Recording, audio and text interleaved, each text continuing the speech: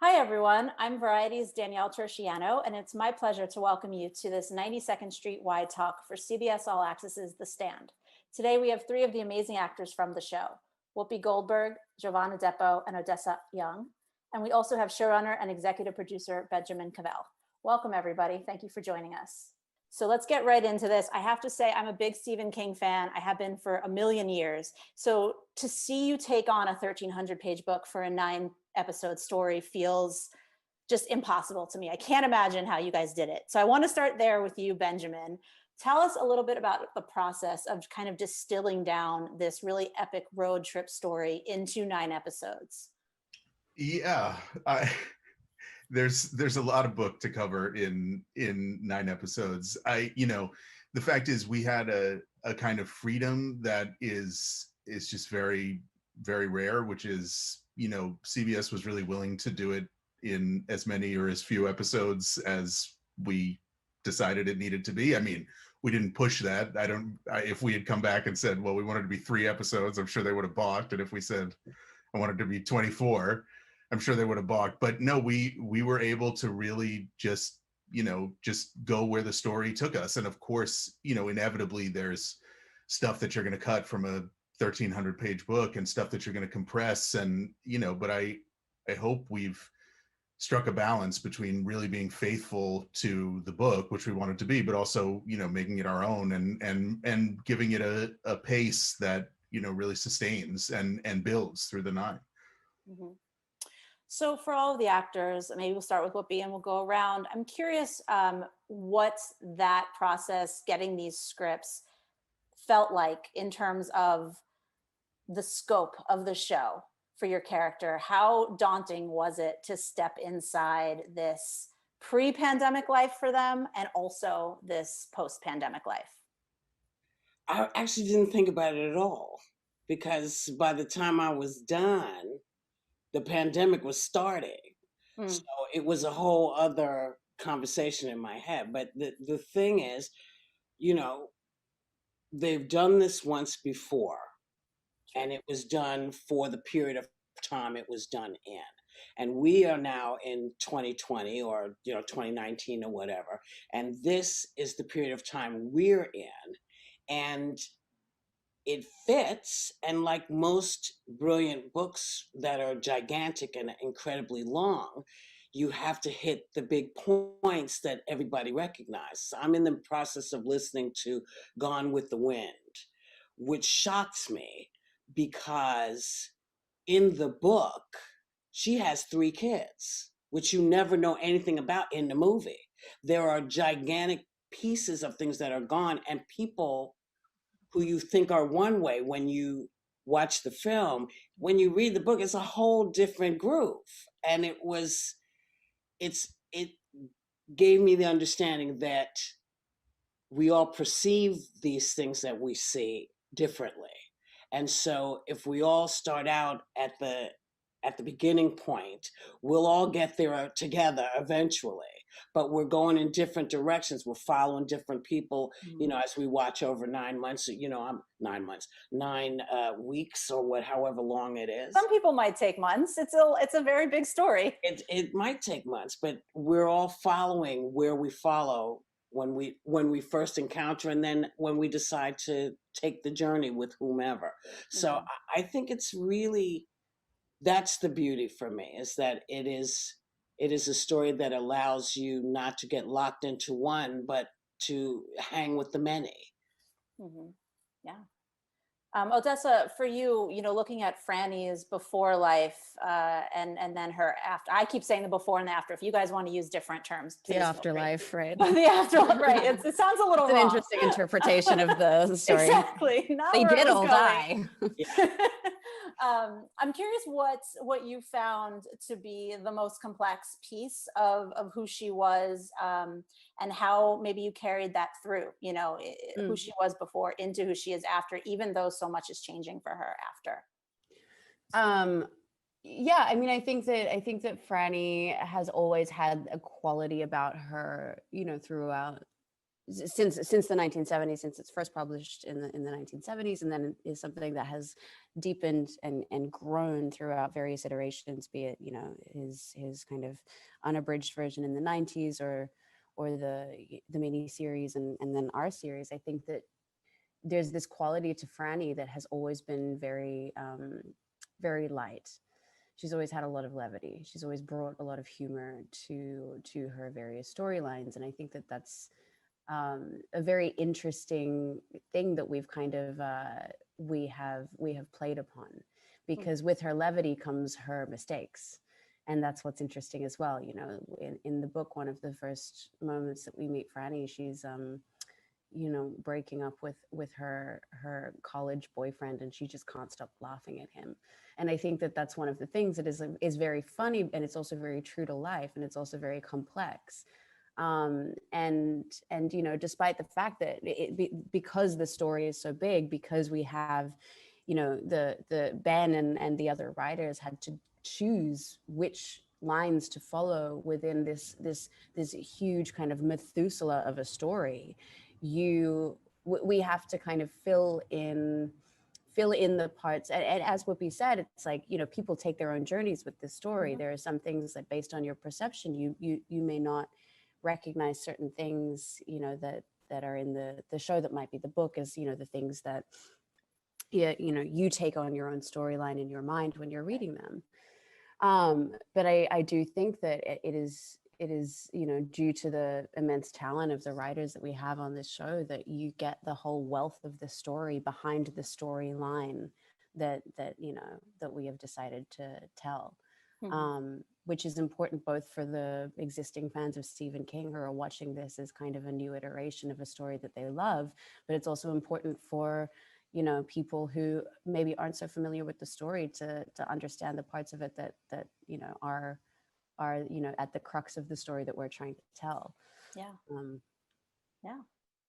I don't know if that answered. Yeah, that's great. I went on a bit. That's great. And it's interesting though, because you do bring up a great point, you know, speaking to those who do know the book and how they might have ideas already in their mind. I mean, Jovan, for you, like Larry Underwood is a character who is explicitly written as white in the book, like to the point where they would make comments where his music sounded like, quote, black music. And it became a thing about his character. So going into the show, viewers may assume your character, your take on this character is different than who he was in the book. Can you talk a little bit about how you maybe wove in some of who he was in the book with also your own touches? Yeah, for sure. I think as Larry, as a human and his personality, I never had any intentions of changing. I think because his arc is already so interesting and his personality is already interesting as written, that I just wanted to find ways to kind of influence the fact that in our version of the Stand, he's going to be a black man. Now, I don't think that's going to drastically change his personality, right, but maybe, you know, his life history, things like that may have been different. So that was a conversation that I did have with Ben and Taylor and Josh, and they were completely supportive of me trying to find what was real for me. You know what I mean? I think you can't really put a color on somebody being a rock star or any type of musician for that matter. So I just wanted to kind of feel comfortable in my own skin playing Larry. And as far as his personality goes, I never really wanted to really change too much of that, because as Odessa mentioned, this does have a huge following and it does have a long line of fans who have always been loyal to it. So I didn't want to show up and just, you know, coming with like a different accent or or coming with like he's playing the ukulele instead of the guitar or some shit like that, or excuse me, something like that. But no, I think at his heart, Larry is somebody that I was really excited to play, just because he's that one person that could be the most exciting person in the room on one day and just be a terror for everybody on another day. And he's always teetering on that line. And he's inherently, I think, a good person, but just because he doesn't know how to use the tools that he has to kind of be that upstanding citizen, that was kind of like probably the most exciting thing about him that I was wanting to explore, and just having the freedom to do so because of the writers and how they seamlessly transitioned, you know, revealing his backstory, as you mentioned, pre and post pandemic. It was just fun to do. And it was fun to do that with my castmates every day. So, you know, it was just a great experience. and he had to be black. You know what I mean? He had to be, because remember, there are no black characters in this story as it was originally written, Right. except Right. for Mother Abigail, and Right. you can't do that anymore. You just Yeah. you know, if the whole world is dying, some of those people are going to be black. Some Right. of those people are going to, Right. going to see some, gonna be some Asian people, going to be, so it just watching them just make the decision that it was important that this be a universal, on the ground universal story, and then everything else is fine. And people don't, they don't always understand why that's important, Mhm. but a lot of folks that I know knew it was important. And Mhm. they said, well, who is, I don't know. I don't know. Is he black? I didn't know. I just assumed. Yes, he is. Yeah, I don't want anyone to think we did that just for cosmetic purposes. I mean, No. as Whoopi says, we're updating a 42-year-old book, Right. and I think it's very important in the book that that story is taking place right then when you're reading it. This is happening this moment, tomorrow. And I think in order to be true to that, in order to do a really righteous adaptation, I think it was very important to us that it felt like this is happening right now. And if you're making a story that's set right now in 2019, 2020 America, I think your big ensemble needs to look like 2020 America. Otherwise it just bumps. Yeah. I think honestly it would have felt a little bit more politicized, like maybe that virus was specifically targeting. Oh Yeah, and then we get into a whole other yeah. part of the story. And How I mean, familiar. there are, yeah, there are very allegorical or there are similarities, politically, with how the book was written then and with what's going on in our world today. Benjamin, how political did you want this show to get in terms of where the virus came from, but also in the good and evil aspects that we're playing to with both Mother Abigail and Randall Flagg? Yeah, it's funny. I hesitate actually to even use the words good and evil. I mean, I think, or light and dark, or I mean, I know, and those are very, very loaded. Yeah. Well, right in trouble instantly. no, it's true. Well, what else? What should we call it? Let's put Well, it out that's there. the thing.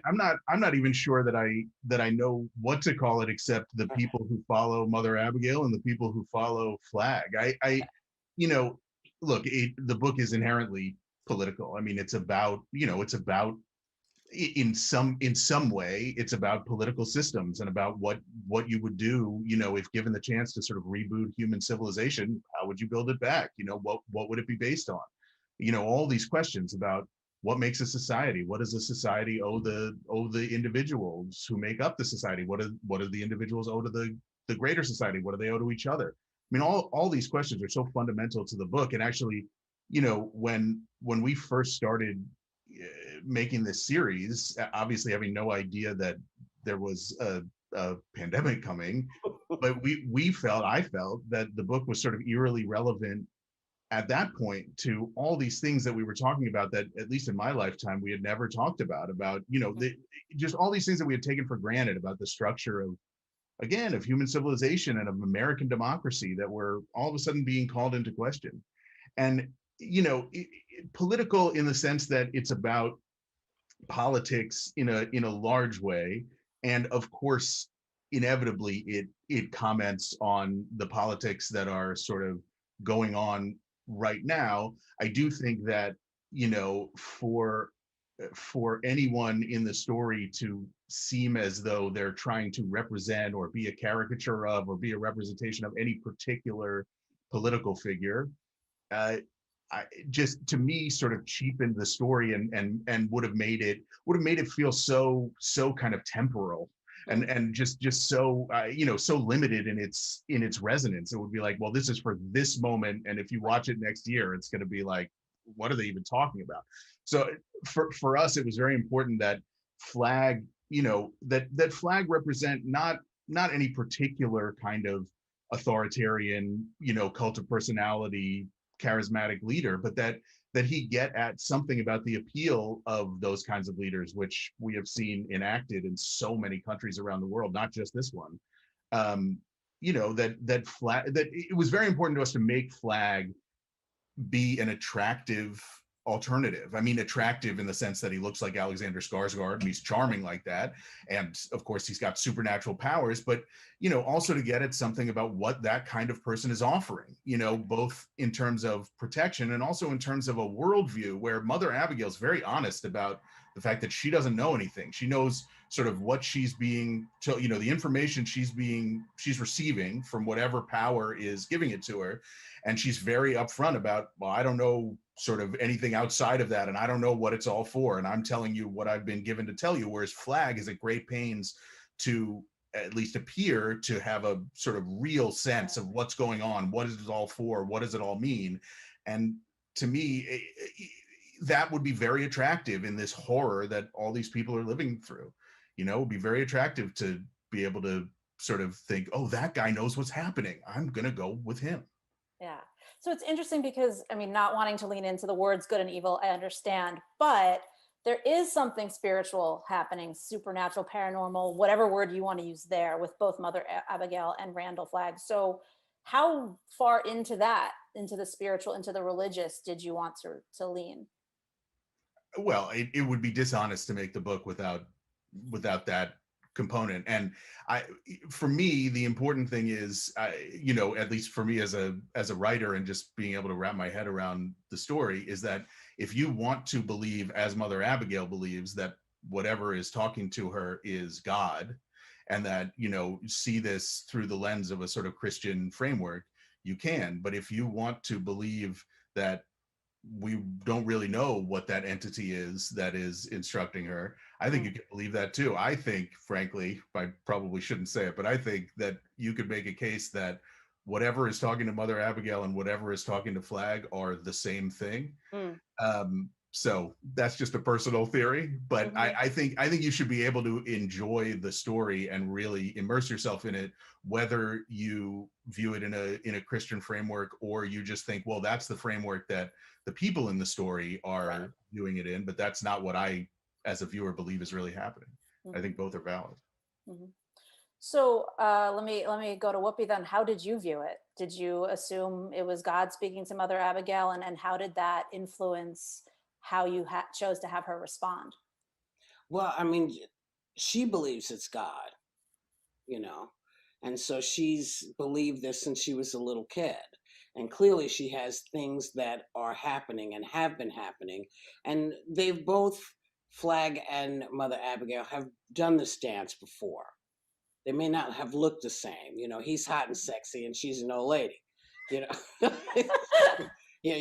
want to go with the hot and sexy guy. Even Mother Abigail wants to go with the hot and sexy guy, but she realizes that is a short-term, that's a very short-term life there. And the great thing about this is no one is judging, because none of us know what side we would step on.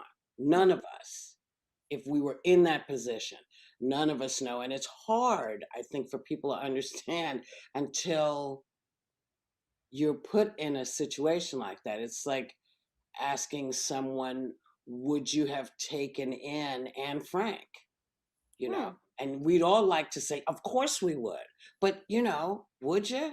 Knowing what you know now, what that would have required, is it in you? That's what this is all about, is who are you? This is all about who are you? Here's the situation. Can you handle it? And, the great thing about all these characters is that they're just trying to do the right thing for them, good or not so great. Sometimes they're not so great, they don't survive as long, but, but neither do the folks on the other side, and they're on the side of what we consider good, and they don't necessarily survive. So it's really more about your core. This is a piece about the core of humanity. Who are you, and who would you like to be? And this sort of gives you, some information for Mother Abigail, though. It's tough because she's like, come on, what do you want? You keep telling me that I'm telling them, and now I'm telling them everything you're telling me to tell them, when in fact she's telling them what she wants them to know, because they don't realize no one's talking to her. So she's she's in the dark, and that is her downfall, is that she doesn't have the courage to say, God, stop talking to me. So instead, so you go do this and please don't let anything happen to them.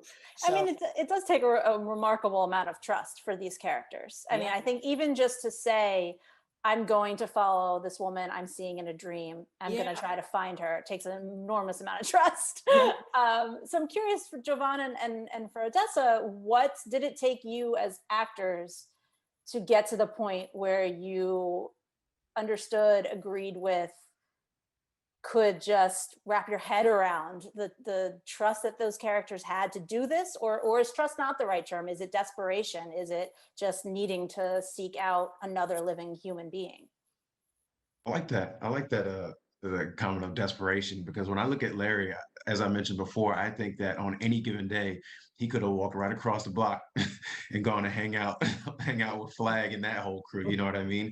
But I think it's just, this is a moment that he finds himself kind of being put to the test of answering the call of responsibility, which I think before this moment in his life, that was an obligation that he never really stepped up to the plate for any other individual or any given task. So I think that, yeah, this is a moment that we are put in a really drastic position, and Larry was forced to kind of face the things that he's been doing in this, in the past, and how he's treated people, and try to make an effort, conscious effort to change it. And the only way that you can really do that is just taking that first step. Right. And I think he sees that he has this calling from Mother Abigail, who is getting this calling from a higher being. And he's trying to do it as gradually as he can and just try to figure things out as he goes along. So I think it was definitely a gradual step for him. And like I said before, it's just one day at a time, just trying to make decisions that will benefit the community versus just himself. I mean, yeah, I'd agree with that. I think that it is a great amount of trust that they have to put in Mother Abigail, or at least even if they don't know that Mother Abigail is real yet, because they have only seen it in a dream. It's kind of this this trust that they have to put in whatever the mysterious workings of the universe are currently that is causing them all to see the same dream. But I don't think that that trust is necessarily a choice. I think that that trust comes from the desperation. As you guys were saying, I think that, obviously as actors, we show up on set, we read these scripts, we get our, we get our call sheets, we go, what are we doing tomorrow? And, quite often it's the scene of like, oh, they're on the road heading to Boulder, and this like horrible thing happens, or like this other thing happens, and spoilers, sorry. Although I guess everybody knows that, we're going somewhere. Okay. Things happen. Yeah, and terrible things. Yeah. I've lost my train of thought. Hang on. Oh yeah. So we get this information, and then we go, all right, now it's time to play the little mind games with ourselves and put ourselves in those scenarios. Go. What the hell would I do? And I think that when you play those games, and when you start doing that work into the scenes, you realize that, I don't think that we, as a society yet, have experienced the level of the ground falling out from under our feet at the heights that these people in the story have. Maybe the closest thing in recent history was 9/11, because it is something that happened so suddenly. Even with coronavirus, it obviously feels like the ground fell out from under us, but we watched it happen from far away and getting closer and closer. It was kind of this extended and prolonged period of dread. But it really happens in this story so quickly. And I think that when you kind of imagine yourself in that position of going, oh, okay, hang on, everybody I ever knew is dead. everybody in the world that anybody ever knew is dead. You know, there are very few of us left. So what the hell do we do now? And I think that that explains why that faith is the only option, why that trust in Mother Abigail is the only option. And you know, on the flip side, why that faith in why the faith that some people find in Flag is their only option. But either way, you know, if you're not ending it for yourself when the proverbial S word hits the fan, then you have to find a solution. And that is the story of The Stand. It is the way that we find solutions to this atrocious scenario. It is a very heavy story at a lot of times. So I'm curious also for you guys as actors, what it took to kind of get into that mindset, to step on set for these things, and how much you felt like you needed to maybe shake it at the end of the day or between takes. Like, what was the vibe like on set? Whoever wants to jump in. I didn't find it hard to get into it at all because the crew did such a great job at like creating that world for us. I mean, especially if I'm speaking as far as like Larry's arc goes, excuse me, that entire world was just built. So it was kind of like you show up on set and you're just in it. You know, it just has this grim veil that's just sprinkled all over the set, and everybody worked really hard on this project. So it's just like, I don't know. I think if you're around like-minded people and everyone wants to do their best and everybody supports the material and they want to stay true to it, I don't feel, at least for me, that it was really just that, you know, it took like a lot of, you know, preparing to get into that mindset. It was just kind of, yeah, the work was really done, and it's in the material. So yeah, at least that's how I saw it. And when you say like you That's step on amazing. set, you mean like the actual physical set, the wardrobe, like how much is Right, that of all course, helpful yeah. as well? Okay. Yeah. I just say that, like, you know, a lot of our prep, I think, had to do with the fact that for me now it feels like I started my pandemic experience 6 months earlier than everybody else did. Like I have really distinct memories of, you know, the first few weeks of shooting. We're all showing up in Vancouver. We're all meeting each other. You know, we'd got maybe like we'd wrap early one day and like go grab a drink, you know, with our co-star that day, or with you know, you, Ben, and like we'd be sitting around in public, but we'd be so engrossed in this kind of, you know, this world where everything is a threat that you'd hear someone cough at the table next to you and you'd go, Captain Trips. They got it. They got Captain Trips.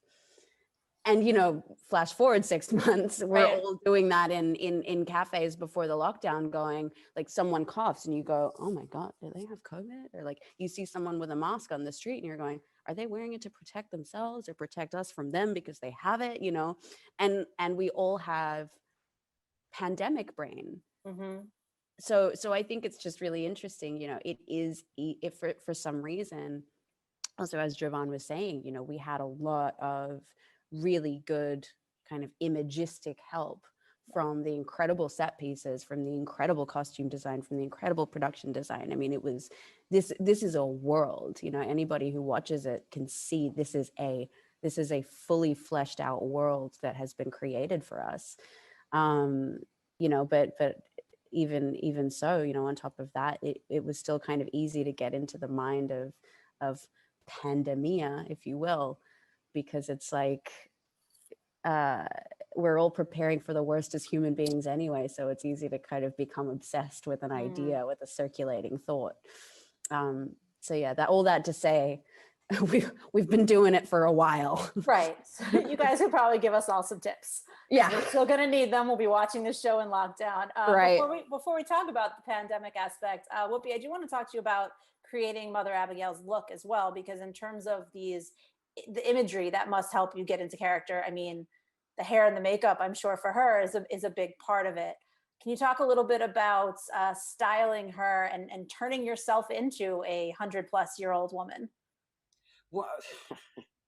Well, the biggest issue we had was that it didn't matter how much makeup they put on me, I still looked like me.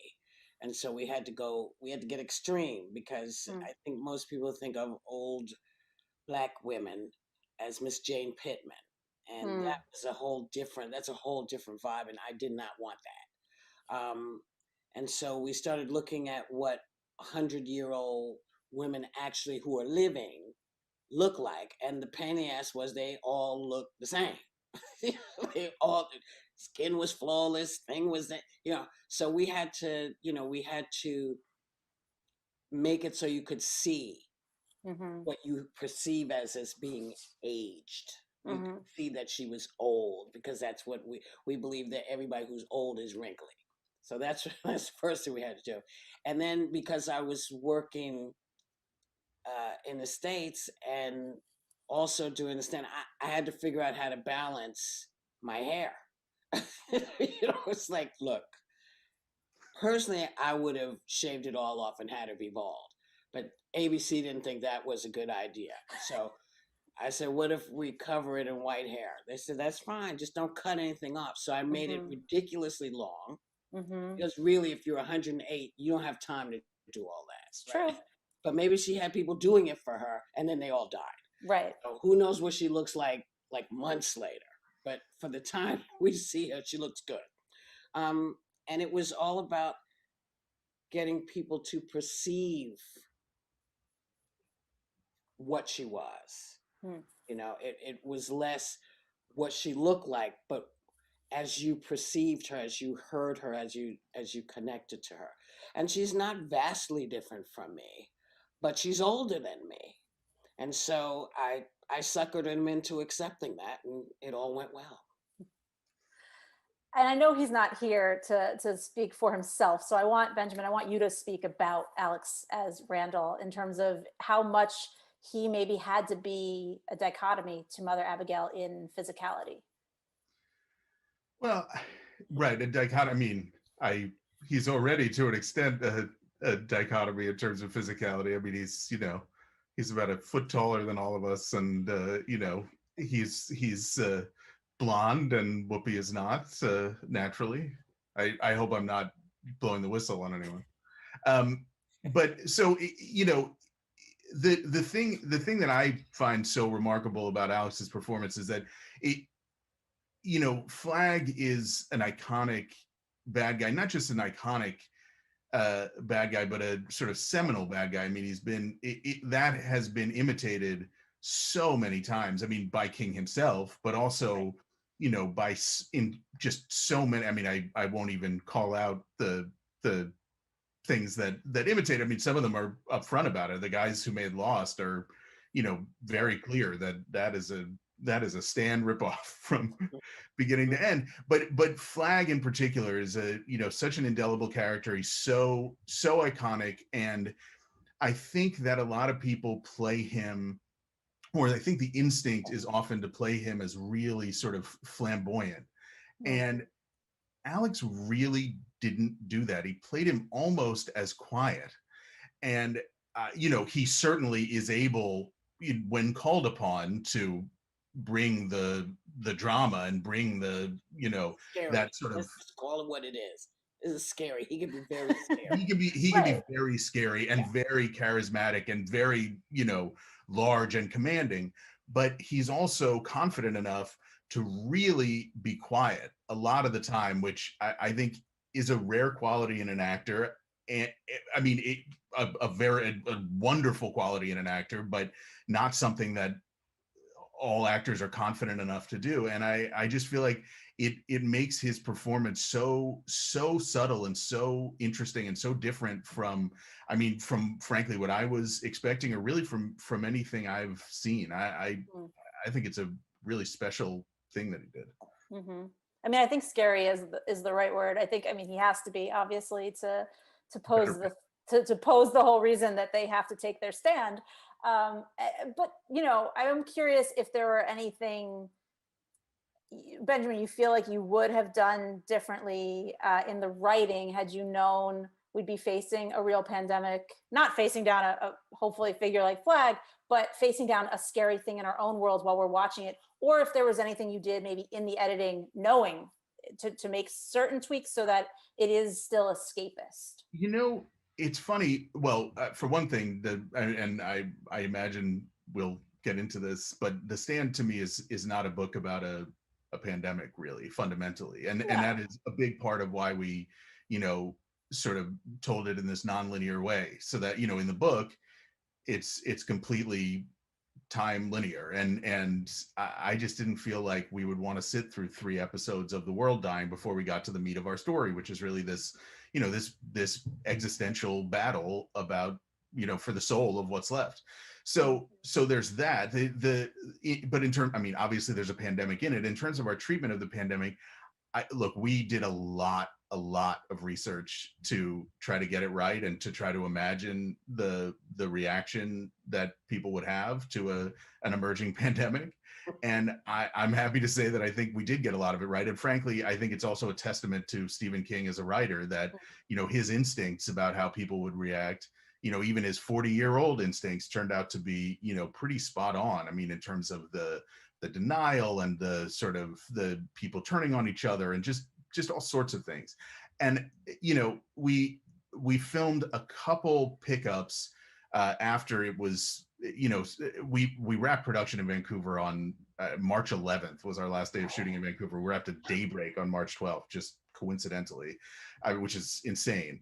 But in those last couple weeks, we were doing some pickups from some early scenes in which the virus is spreading, and it may be that we sprinkled some masks in those scenes, in on the assumption that, look, this thing spreads really quickly, they don't really have time to figure out how to protect themselves from it. But as we witnessed, frankly, when we all went through this, a lot of it, especially early on, is people trying to figure out ways to protect themselves, or trying to say, oh, my friend told me to do this, and they do that, and so there was some of that. The thing that we really resisted changing, there was this question about, in the editing, I won't say where it came from, but there was this question about whether we were going to add lines about, this is even worse than COVID, or that somehow we were going to acknowledge that had happened, and that this was a, some further iteration. And I pushed back very strongly on that. I felt really glad you didn't. Well, I just felt that would be a huge mistake for a couple reasons. But I think one of them is that, look, it just, you see these scenes that we have in the show when the virus is sort of starting to emerge, but it seems like it's probably just a regular flu, and nobody really kind of is taking it all that seriously. It's like, oh, that, Franny thinks her dad has a cold, or maybe a flu, and he's got to go to bed and rest, and but for me, my point was, look, if somebody's coughing in the wake of COVID, that plays so differently that I feel like it would take me out of the reality of the show if, they're in a room with somebody, they're coughing, and nobody's really reacting to it. That's not the world that I'm living in anymore. But you also started by saying this was a creation of the Army. I mean, so you start that at the very beginning, and it doesn't matter what COVID is doing. That's right. It is, pardon me. This is knocking people off left and right, and differently than COVID did. Because at least with COVID, people would last a little while. But this was, 2 coughs and you're basically a skeleton. You're gone. So you already established it with us. Yeah. No, it's very important, and King has said it himself, many times publicly. But Captain Trips is not COVID, for one thing. As Whoopi said, Captain Trips is, the book makes no bones, we make no bones about the idea that this was designed. This is a designed virus to kill people. There's no question. It got out of a lab, and that's what happened. Yeah. That is our fictional reality. And you just touched upon this, like the nonlinear storytelling and the use of flashbacks to show a lot of the before, and especially, as you mentioned, Franny losing her father, we see Larry losing his mother, we see like what that does to them. How much for you guys as actors did you let that linger in your performance, what they've lost before they have to reset their lives?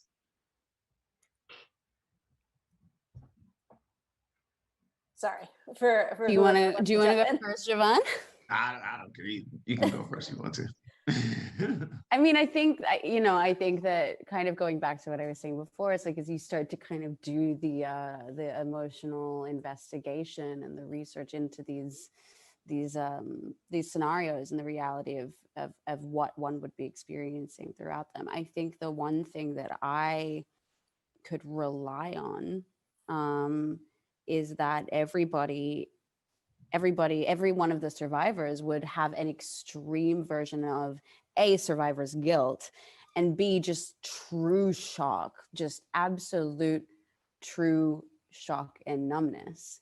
I don't think, I made a decision with Franny that that this stuff doesn't sink in for a little while, and I think that by the time we get to Boulder, I think that it is fair to assume that these characters have dealt with their loss, have dealt with their grief in their individual ways.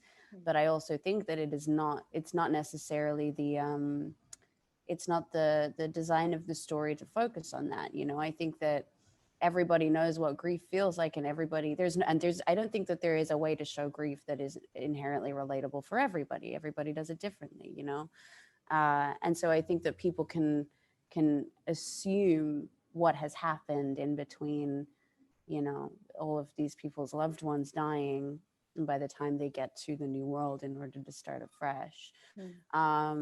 And it lingers. I think it lingers in ways that the story does naturally. I think that this story is about people maybe rekindling with the idea of the value of life, because that's what happens when you go through such loss, is that you and when you don't have much, you have to grasp it. I don't think I can do better than that, Odessa. Thank you. Okay. Really, the rekindling the value of life is like, I was like, okay, I'm just going to leave. You're welcome. Well, in the few minutes we have left, we've talked a lot about how, the book is so beloved, the story is so beloved. I want to talk about some of those pieces from the source material that may pop up as Easter eggs without completely spoiling plot points. Are there things that you can tease? If you were a fan of this, if you're a fan of King, keep an eye out in this moment, or, keep an eye on this character type of thing.